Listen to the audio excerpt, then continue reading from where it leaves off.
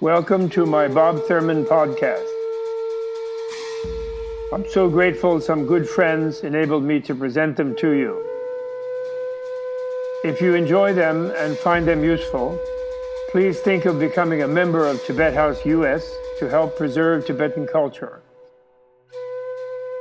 Tibet House is the Dalai Lama's cultural center in America.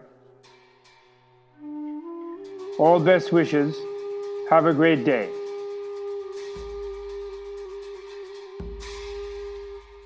This is episode 320, The Three Jewels in India, China, and Tibet.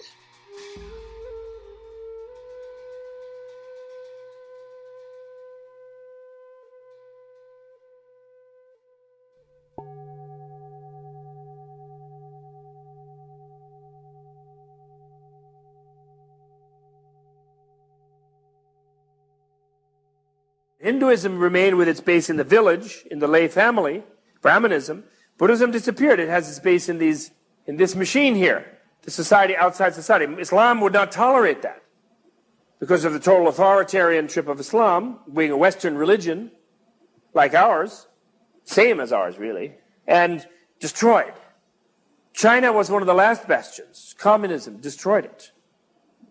Invented by a German. Karl Marx, Judeo-Christian German, destroyed Buddhism in China, where they had trillions of nuns. Southeast Asia, with the impetus gone from India, which was its sort of seed origin source country, they pretty soon shut down all their nunneries, and there's no nuns in Ceylon and Burma and Thailand, gone. For centuries, just, the authorities in the society asserted themselves, the male chauvinist people dominating the societies, and they blocked this avenue of freedom and education and peace and quiet to the women. Tibet never received the nun ordination, they said, but they did have hundreds of thousands, not hundred, maybe 150,000 nuns, maybe 200,000 nuns. The males were about 500,000 or 600,000 males. And it was a problem, actually. There were so many more monks than nuns that therefore in the villages there were too many women. I mean, they had trouble finding mates. And that's a big embarrassment to the Dalai Lama, but the Tibetans, we have to remember, came from being a Genghis Khan-like warrior empire only around 800, 700 AD. They still were that. So they're almost sort of new, and they haven't had Buddhism has not spent as much time in Tibet to today as it spent in India before it was destroyed. Do you follow me? And the last period of Buddhism in India was a time when the women were very powerful. There were many women siddhas. There were many great nuns. It was like, I feel that culture was the most liberated culture that has ever appeared on the planet. The Pala dynasty culture and the post-Gupta and Pala dynasty. The culture in India from around 700, 600 AD to around 1100 AD. It was so advanced and so gentle and so exquisite, and there was such a lot of orgone energy radiating from that culture, more or less, that it drew down all these Turkish invaders and Islamic invaders. And of course, they totally rammed it back into camel driving hood, And it's never, I don't think California has reached that yet. In fact, for all its show and surface, it's not really reached what that culture was, in my opinion. And that was the culture that spread itself to Tibet and planted its deepest seeds, but it didn't mean that it could sort of bring in all of its urban, all of its sort of elements into this tribal, very ferocious warrior society right away. And when you go in a warrior society, you have to stop the males first. And how do you stop the males in a warrior society? You turn that macho conquest energy into self-conquest, which is what the monastic machine does. Instead of killing the enemy, they're going to kill the inner enemy. And, that's what the shoguns did. That's why Zen became so popular in Japan. The shoguns using Zen, they put all the unemployed samurai into it. That's why it has that samurai flavor, you see. So it doesn't mean it means in that society that the society is oppressing on women. It's not an equal society. And it means that the thing is going to try to civilize the men, at least to start with. Those are the people who are in power there. It doesn't mean that there's anything correct about it. So what we have to do today, they say in America, what has to happen is that America, being a country where women are having a new chance at a certain level of equality, then they can create a new type of Buddhist institution where there will be a better balance And then this will see an efflorescence in America. And many lamas I know who are not too traditional bound and who look a little creatively at society say that the female orders in America will be much more powerful. They especially like to tell that to the men.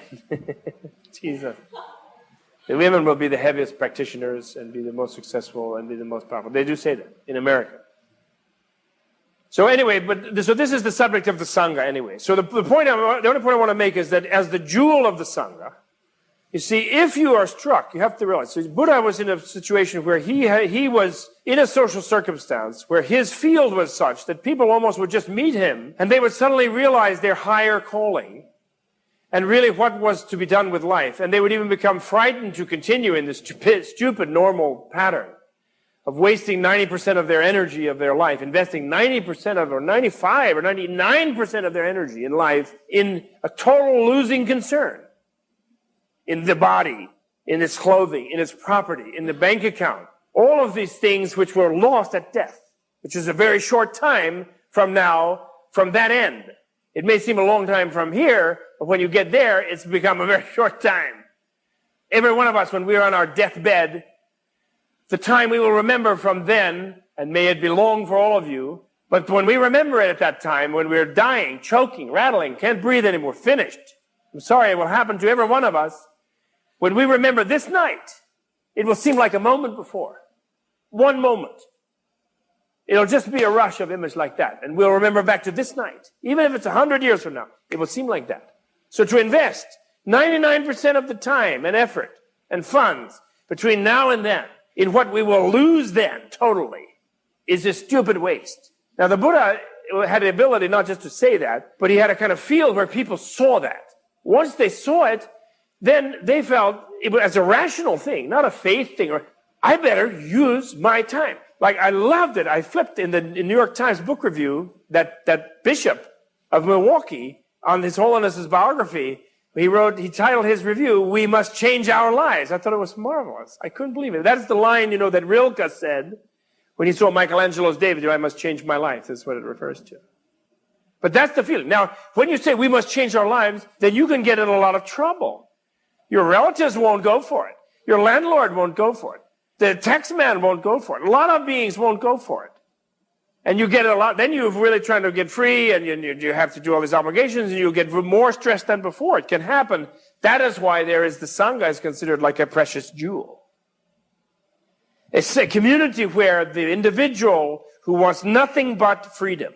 They may also want the freedom of all other beings if they're on the bodhisattva side of things, but even the bodhisattva wants that. The bottom line is the bodhisattva has to get first free themselves to help others to become free.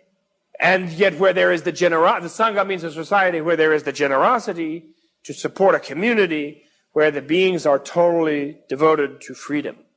In history, the Sangha existed because some people recognized that freedom was the purpose of life.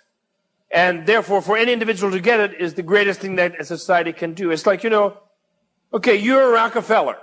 Then when you finally make more than you can use, then you think of what are the great values. And what do you do? Well, you build a church. You start a foundation. You build up some hospitals. What do you do? Make some monuments, some statues. What actually do you do? Are you sure that's really what's great? Maybe the greatest thing that a society can produce is a free person. Maybe that's by far greater than somebody mumbo-jumboing in a church, somebody wandering at a monument, somebody like applying for a grant to a foundation. Maybe a free person, one free person is the greatest thing. The height of a civilization is to produce one free person. Not some building and some cathedral and some place for people to go and celebrate something, but actually just a free person. If you realize, so it's not just merchants, it's merchants who have the insight to decide that that's what is the greatest thing that they can buy with their generosity. And the greatest merit is to create such a being, to support such a being. The greatest thing for yourself would be to become such a being. If your role has not been to become that, if you haven't been able to, if you haven't seen yourself where its only rational thing is to put your whole life that way, yet you have enough intelligence to see that if for others to do it and for you to support them to do it is the greatest thing you can do with your success. And so it's not just that it needs merchants, it also needs merchants with this kind of generosity, with this kind of insight into what freedom and individualism means. Because once you have this, you see, once this open space has opened inside a society, it filters everywhere in the society. I was thinking the other day, in a monastic society where you're a father and you have a daughter. Now, if that daughter has nowhere to go except to a husband who you arrange for her, and basically you sell her to, and you're totally in your power. Now, if you're nice, that's nice. But, if you're not that nice, it's not a good life for her, really. She's not going to have a happy time. And if you're a pain, you're going to pick a husband who'll be a pain. And if he's a pain, he's going to see to it that his sons are pains. So the poor thing will never have a decent time. And there's no way out of that. Like suicide or running to the bushes, be eaten by a lion. There's no way out. If there is across the street a big nunnery with total religious veneration, total sacredness, and where the abbess of that nunnery is a powerful force in the society, and the king and the police and the judges, everyone respects her. And anybody who shows genuine desire for freedom can go over that street. If you can't oppress this woman anymore. Even if she doesn't become a nun, you cannot oppress her. It tempers your interaction. They there have manners of equality and different things between age and youth, and they have all kinds of a higher order of interaction because they're working all the time to purify their responses, because they're developing through meditation. But it infiltrates back into your family life. You have to be more gentle. You have to be more considerate. It sort of seeps across the street. So then when you begin to realize that, if you grew up and, your father was beaten up by his father, then you were treated nicely by your father as a merchant family because your father knew you could run and join the monastery. And he couldn't stop you if you wanted to. So he was actually nice to you. Then you think, wow, and you support that. When you're the merchant, maybe you don't become a monk, but then you support them. Because you're grateful. And this good influence and good vibration spreads all through the society. And in fact, it gets to be too good from a worldly point of view, as I believe it did in India around 1000 AD. As I say, which this is my personally quirky, idiosyncratic idea about the history of Asia. But around 1000 AD, similarly in China, because it spread to China from India, actually. China is always a little more backward than India, but it still spread to there.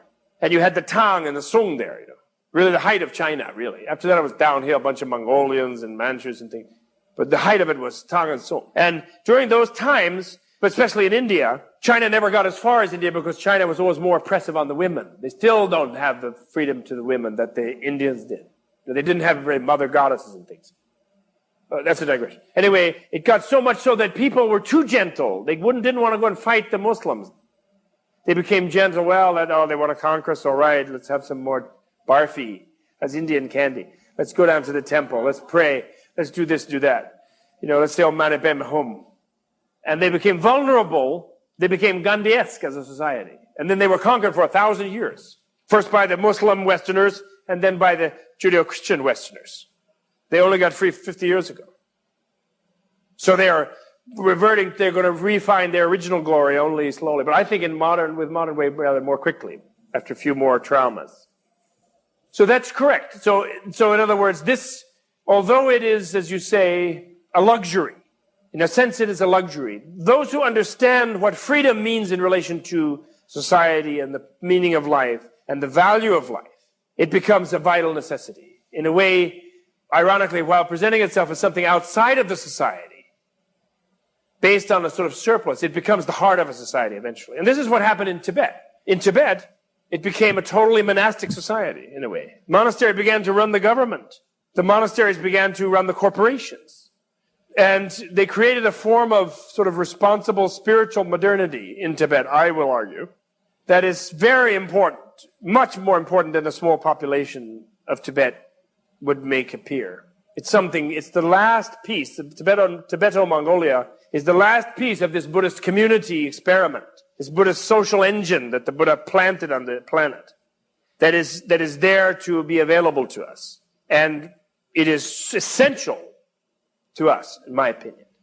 It's like the essential core aspect to reinforce our verbal ideal of freedom that our country is based on, but which we socially have nowhere near realized. We have not begun to realize socially in this country, in my opinion. As I said, I don't think we can really argue that socially we're a free country. When I said luxury, I only said that it could get started in the world in the most wealthy place, in a way, because while Socrates would have loved a monastery, he would have loved this kind of academy being just totally given total tax deduction and permanent freedom, and he would have loved not to have a hemlock milkshake, and loved to have all the students he wanted and to sit and discuss philosophy forever. He would have loved it. But the Greeks didn't have the economy to support him or the insight to understand that he needed it, so they killed him. Confucius would have loved it too. India was able to sort of start it experimentally, I say, because they were more rich, a hell of a lot more rich than the Mediterranean or the China. And so that's why it started there. I'm saying, I don't actually say it's a luxury. I say it's a necessity, personally, because the human being is the kind of being that needs to have a sense of meaning. And, by this time, from the 5th century BC, from the beginning of urbanization, the old myths and this cave bear business and clan of the cave bear, this wasn't working. It just wasn't working. And given meaningless, human beings will despair. They won't produce. They'll despair. Look at the communist countries. No meaning is sitting around, potatoes, production, work for the people. Nobody works. It's a disaster area because nobody does anything because it's so meaningless. Because they've been brainwashed with an ideology of total meaninglessness, which is materialism. So I don't say it's a luxury first. Second, this thing about everybody becoming it. So what? In Tibet, a lot of people became monks. Then you have monk garbage collectors. You have what do you mean? Monks can do a lot of things. And nuns too. And actually, you know what they had in Tibet? A balanced population. 0 population growth. Hey, how's our population doing? Is that a problem for us? 40 billion people 20 years from now? Do you think it'll be a little bit of a problem? You're damn right it'll be a problem. And what are we doing? But figure out ways to kill the children. How to kill them? Because there's so many. People are ready to see them killed. China, they are infanticiding right and left. In our country, it's arguable, I won't get into that issue, but it's arguable. There are some who say there is a slaughter going on. And it's very arguable. So, in Tibet, they had no defense budget. They didn't build any roads, no Fords, no insurance companies, no gas stations. Yaks carried things here and there. They got their tea from China and their silk from India on the backs of yaks. And they live quite peacefully in a sort of intermediate technology economy. No pollution. The monasteries produced one thing, was large mound sukaka. And that was taken and processed by Tibetan Swedish toilets from 400 years ago and spread all over the fields. Dry climate of Tibet, it was not hot weather. It was like less unpleasant than in other countries. They didn't pollute the water, no. It was a very intelligent, nice society, balanced, in harmony with the earth, and the major priority of all the people was freedom. Now, in our country, we say life, liberty, and the pursuit of happiness. But we can say, what about if everybody thinks they're free and they won't pay taxes? I'm unhappy. I don't want to pay taxes. I mean, you could make that absurdity sort of argument about any ideal. The point is, freedom is what everybody wants. Because freedom means that you can then bring out some inner sensitivity in yourself, which might give you some happiness in life. And the purpose of all the nuts and bolts that you're talking about is nothing but human happiness. However, too much attention to nuts and bolts by a society that became confused and lost all spiritual meaning is destroying the planet, much less the society. And nobody is getting happy from it. I mean, look at the whole road system. I guess I enjoy stepping on the accelerator, zoom, going off there. That's like, in my total history of relations with the car, I have 1 second zooms every 5 years that are memorable. Rest of the time I'm buying tires, paying insurance, worrying about the gas. My child might have to die in Iraq to get the gas. There's pollution in the air. I'm going to get cancer from the lead. And I'm going to pay a huge fortune in taxes for the morons building roads and ruining the land with the roads and parking lots. And in the whole calculus of my whole experience with the car, I wonder if the nuts and bolts of it has really made me very happy. Aren't we looking to how to revert to some sort of that's why I say, and I'm jumping ahead here, that this Sangha, in its furthest permutation, which was in Tibet, although that's been destroyed at the moment, it's potentially not destroyed because the Tibetans are still alive. And it's in their beings, they'll just build it again. The stones and the buildings are less important than the being's achievement of dedication to social freedom. And so it's still there in a way. This is the element that we need to combine with our juggernaut of a distorted and confused way of living, with which we are brought the planet to this brink that it is at. So I think that in the context of, how can we worry in the context of population explosion smothering everybody in their own excrement within 40 years, pollution disaster within 20, nuclear threat and, gas crisis within 2 weeks. I mean, how can we worry about if everybody was not doing nuts and bolts? If they all would just get off the nuts and bolts right away, it would be the greatest blessing we ever saw. So this blessing, in a way, is the jewel of the Sangha. And we've talked about the three jewels, the Buddha, the Dharma, and the Sangha. This is the jewel of the Sangha, the jewel of the community that is truly based on the individual's true freedom. And that jewel is something that is even hard to see. It's so mysterious to us. But we think of community, we're so caught in a certain kind of tribalistic, collectivist notion about community, in spite of all of our rhetoric and Thomas Jefferson's promptings and Franklin's promptings about freedom, freedom, freedom. We are so caught in collectivism. We just never dare. We're like sheep. We watch the TV.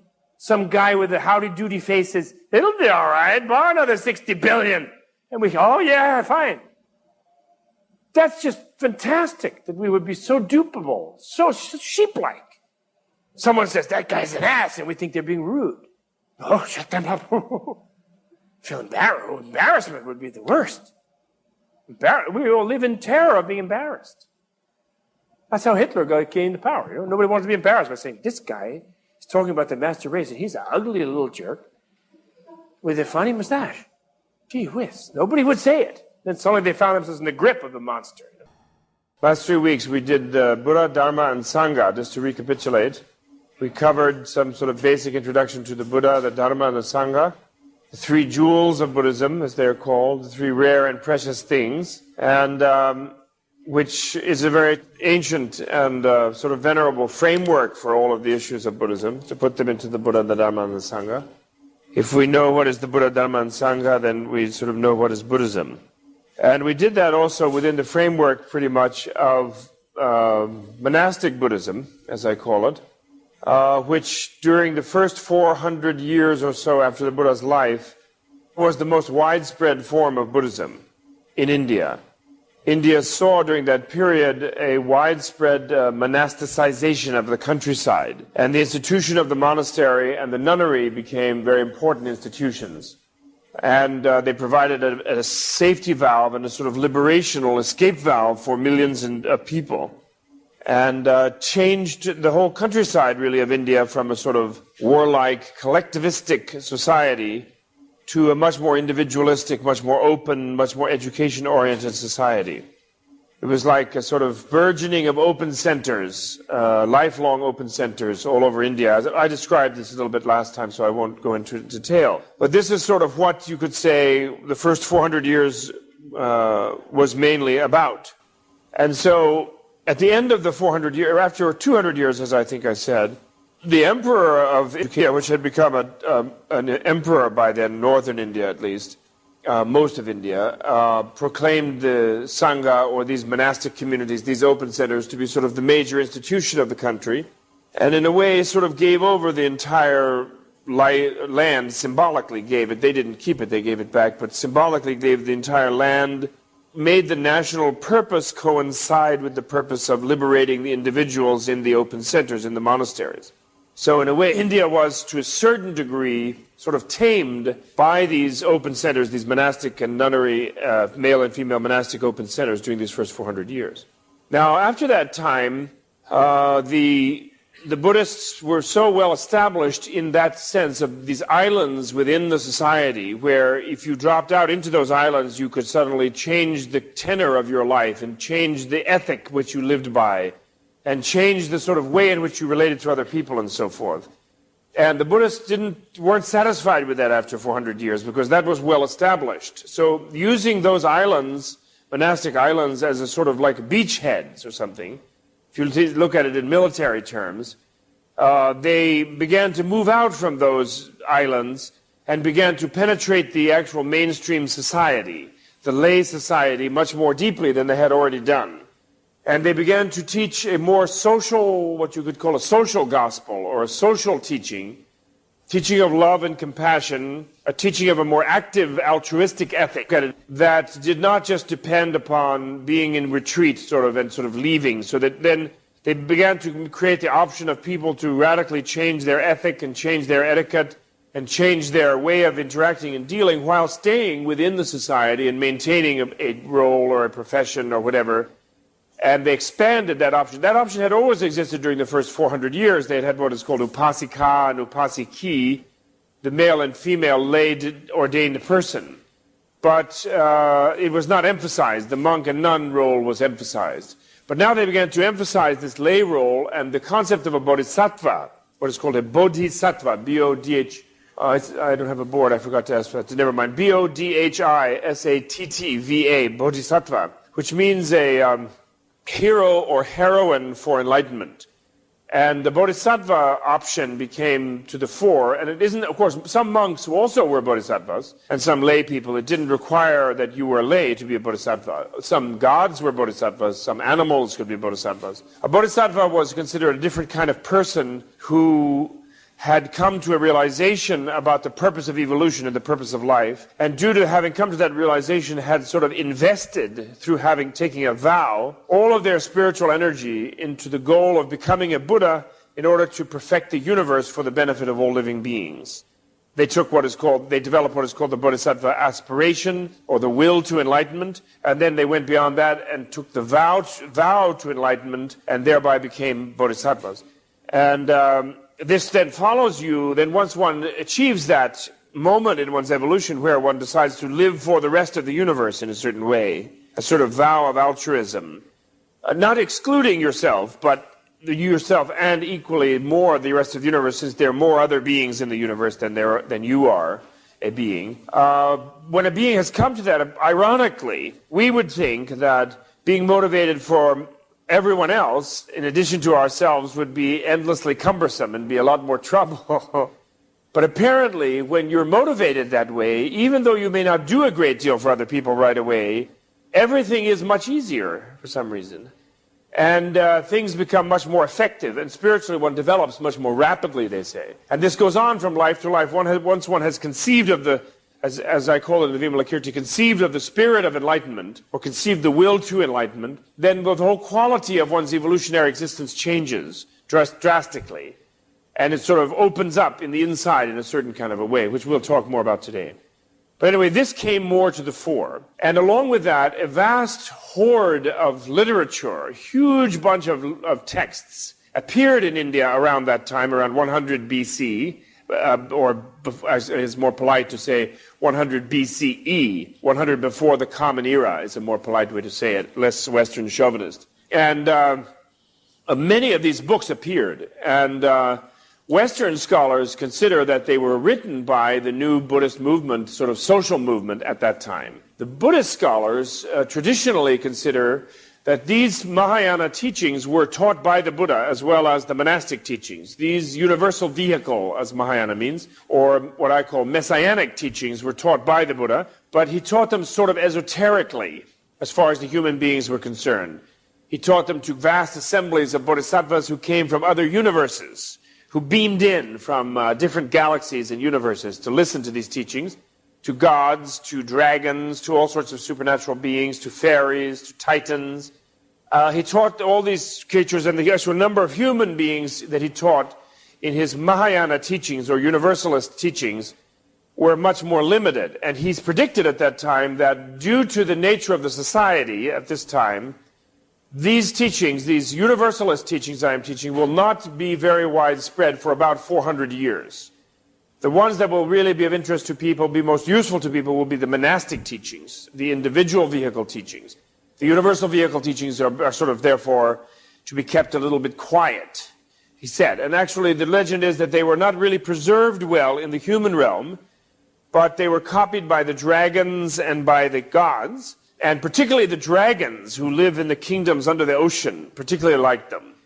And then the legend is that a great master of the monastic Buddhism named Nagarjuna was living in India in around 100 before the Common Era, and some dragons came to his class one day. And dragons have the ability to appear to be human when they want to go, so they don't disturb people with their long scaly things and breathing fire. So they look like humans.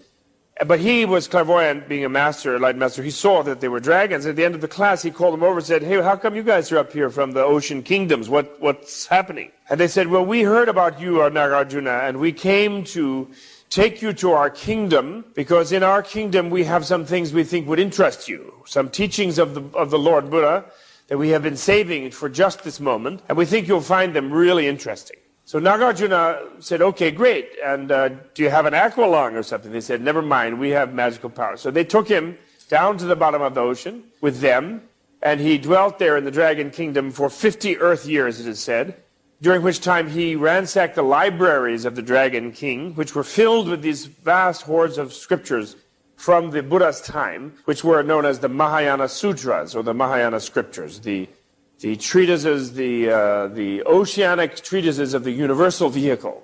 And a marvelous ocean they are, actually. Quite a marvelous ocean. It is said he brought them back to India, and then he began to spread them in India. And people recited them and copied them, and they became a part of this major new wave or major new movement of Buddhism in India from about 100 before the Common Era, which was the spread of the universal vehicle in Buddhism.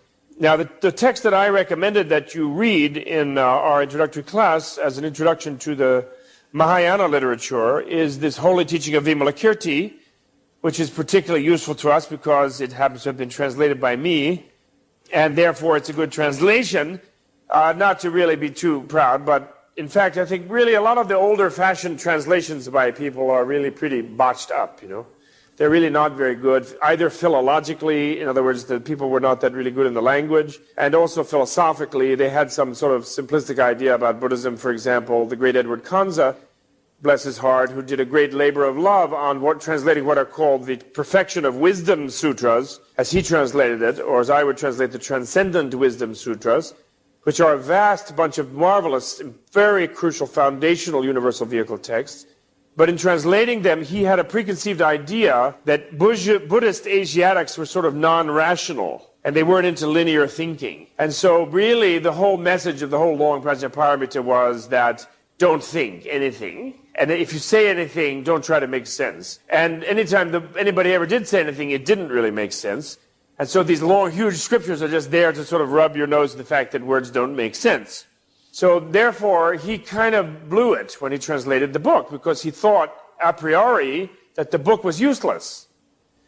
Because the book says, of course, that, you know, transcendent wisdom cannot be expressed. He says transcendent wisdom should not be grasped as it's something that can be grasped via a formula. Transcendent wisdom is not something that is known it is only known by the mode of non-knowing. It has all kinds of strange expressions in it.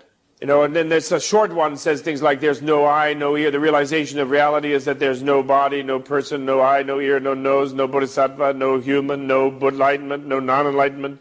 Just a bunch of negations, no, everything. And so people have a hard time reading his work. I mean, his work is flawed because, on the other hand, although the transcendent wisdom is this very profound, deep, philosophical vehicle that goes beyond the superficial levels of philosophy and penetrates to an area of openness, an area of truth and freedom that is truly remarkable, that's the way beyond reason, but it's also beyond unreason. And in fact, the only way to get there is through reason. It is sort of reason catapults you beyond reason in a valid way. Really, unreason is not beyond reason, it's just unreasonable. You know, beyond reason means really where you've taken reason to the fullest degree and then gone beyond into something else, which I mean, any kind of understanding, in fact, is beyond reason. I mean, we reason our way, you know, we reason our way to decide that that door is a door and that's a wall, so we can walk through the door and we can't walk through the wall. When we actually walk through, we've gone beyond reason. We're actually going through it. But that doesn't mean we are unreasonable. If we're unreasonable, we walk into the wall. So the former generations of translators, influenced by half-assed understandings of Zen and half-baked understandings of mystic statements by various masters, they thought they had it all boiled down to, well, these were people brought up in the West with too much mathematics and too much scientific education and too much brain work. And so they thought here in Buddhism we have a bad rationalization to have to stop thinking, and then we'll be happy, and thank God after all that 12, 15 years of college and graduate school, and I can just turn my brain off, and someone will tell me that's enlightenment, and therefore they're no good. So anyway, luckily I don't suffer from that problem. So when I got to difficult passages in the Vimalakirti which are paradoxical, one just doesn't surrender by saying, well, it just means that it's meaningless, which isn't what it means. Each paradox, each dichotomy is intending to catapult the reader or the thinker or the meditator beyond the situation of the dichotomy, but not just to simply collapse the dichotomy one way or another, you see. So I think the book is valuable to read, so I recommend that we read it. And today we're going to talk about introduce the whole subject of the universal vehicle from the point of view of the Vimalakirti, referring to the Vimalakirti. Now, it's kind of a good omen. I always feel it's a good omen that this movement, which arose from the depth of the Indian Ocean, whether it was Nagarjuna's inspiration or whether it was real texts that were discovered somewhere by Nagarjuna and other discoverers who discovered these texts, a new way of unpacking the Buddha's teaching. And its specialty had to do with the teaching of wisdom, the moving of wisdom beyond the wisdom of personal selflessness. In a way, the essence of the monastic vehicle was that the individual should extract him or herself from the senseless waste of the precious human life in just earning a living and feeding and clothing and bearing children and so forth, and then just die, and not waste the precious human life in this way, really just feeding the body and extending the body, but should use it to achieve freedom. And therefore, it's individualistic in thrust, the monastic vehicle. And then the institutions were opened up where this individual who realized that could have a lifelong, free, open center, where the society would support them in their process of self-liberation. And the real way of achieving now there was some ethical grounding of that, of not nonviolence, not killing, not lying, and not having false ideologies and false views and examining the nature of reality and so forth. All of these physical, verbal, and mental ethical foundation. And then there was a meditational regime that sharpened the mind to be able to really get to a depth of understanding, so it just didn't wander uncontrolledly. But the major mode of liberation, in fact, in that monastic vehicle was wisdom, and it was particularly the wisdom of selflessness. The wisdom that realized the personal lack of an independent, self-sufficient self. This realization, when you achieve it, frees you from the majority of your suffering.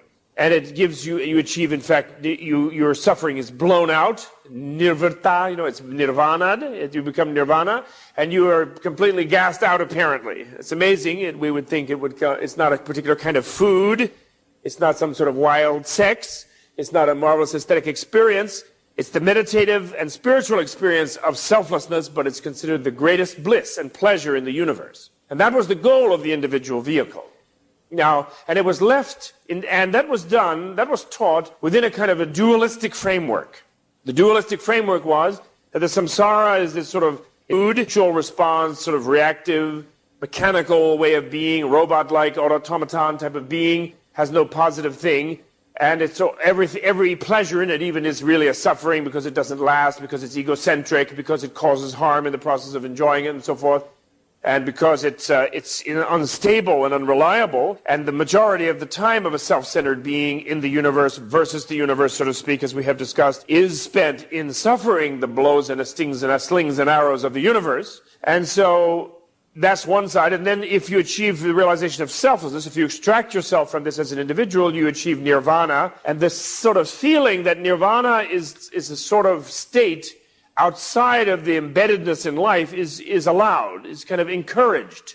And therefore the person is sort of encouraged to think that they can somehow get out of the universe into a state of total and permanent bliss. And that monastic vehicle is kind of based on that, just as the monastic institution operated within the context of society in a dualistic way. It created a society within a society, a higher society, a free society within the bound society.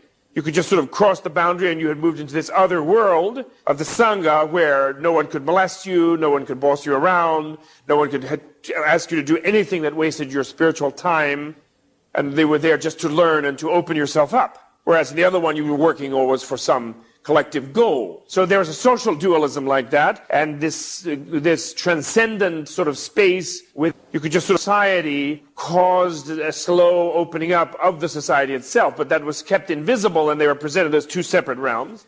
At the same time, metaphysically, there was samsara and nirvana presented as a duality. You see, and your idea was to go from samsara to nirvana, which you could do as an individual. And when you got there, you really were so happy that it was really quite groovy. Now, however, though, in the Mahayana, wisdom is carried a step further. The all-important, all-liberating wisdom. And by wisdom, we have to be very clear. We don't mean just some sort of like experience like an old-timer knows, a wise old-timer knows where the caterpillars are going to go and what kind of rain is, and where the woodchuck said yesterday, this kind of thing. This kind of wisdom idea is not the kind of wisdom that is meant. By wisdom is something, really, wisdom could be translated genius or something like that. You know, like we think of Einstein as a genius. We don't just think of him as wise. Some of us may think of him as unwise, but a genius in that he had a special intelligence for understanding the nature of reality.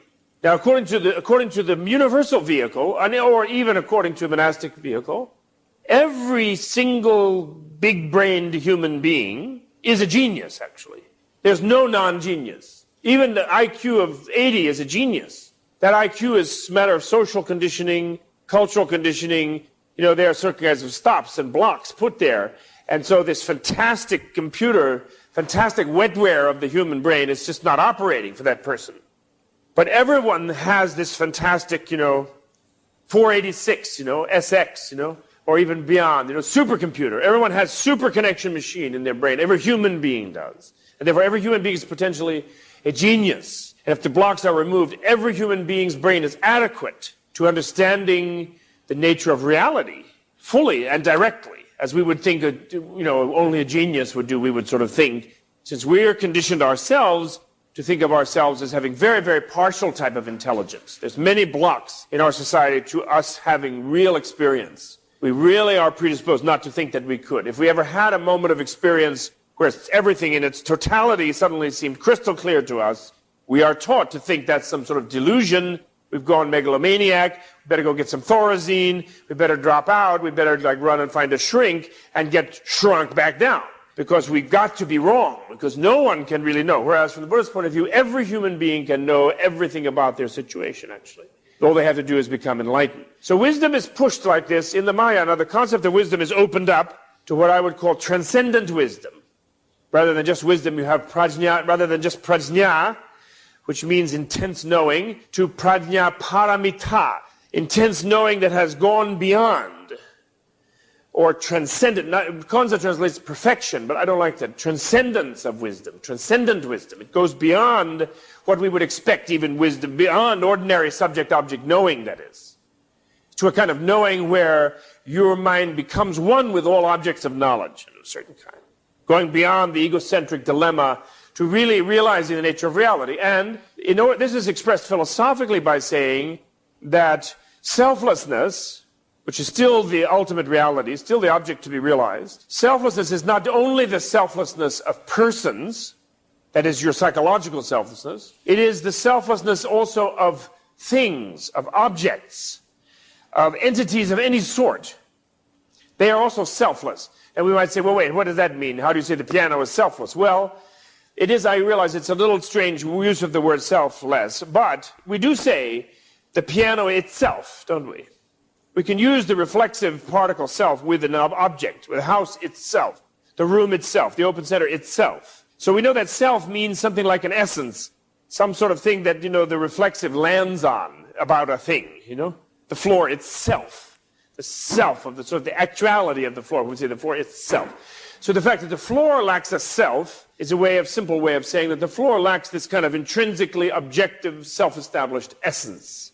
And that in fact the floor too, like the human person, is nothing but a relational entity, totally relational entity, whose nature is somehow never exhausted actually. There's no limit, its nature is unlimited in a certain way. It eludes any of our concepts of it. It's beyond any sort of pedestrian linear description of it. It is in a way, like ourselves, we are this kind of amazing thing, and we're in a way very present relationally, but we can't really pin ourselves down as to what we are. We discussed that in terms of personal selflessness. If you look for yourself, you will not be able to really find yourself. This I that you feel is sort of solidly refers to a solid core in your own self. When you look for it, you can't find it. When you look for it and don't find it, and you know how to sustain that not finding contemplatively and philosophically so as not to allow it to become a nihilism, that's how you attain personal selflessness realization. That's how you achieve liberation, right? We've gone through that, I think. In terms of the Dharma, we somewhat went through that. That's the way of achieving freedom. But now with the case of the objective selflessness, one turns that same sort of diamond-cutting, analytic, critical wisdom on things, on objects. And for example, what better object to turn it upon than the objectified idea of nirvana itself, the objectified idea of samsara itself, the world itself. We begin to see that the world is selfless. We begin to realize that nirvana is selfless. When we realize that nirvana is selfless, how can we then continue to sort of leave hanging there a kind of escapist dualism that nirvana is some sort of state or place outside of the world? The world is selfless, nirvana is selfless, right? That doesn't mean that the world doesn't exist and nirvana doesn't exist.